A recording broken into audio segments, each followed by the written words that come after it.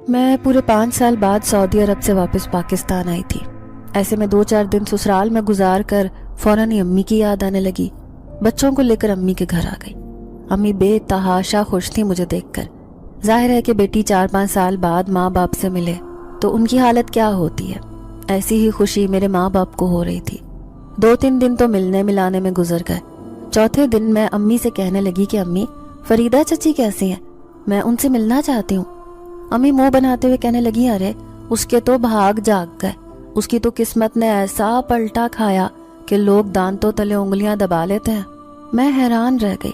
پھر کہنے لگی، اب ایسا بھی کیا ہوا جو آپ یہ سب باتیں کر رہی ہیں؟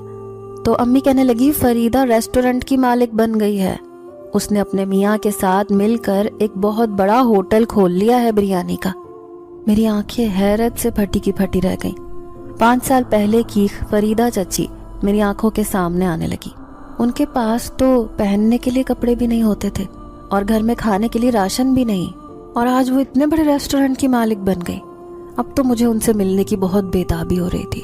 پھر دوسرے دن بچوں کو امی کے پاس چھوڑ کر میں چچی فریدہ کے ریسٹورنٹ میں جا پہنچی۔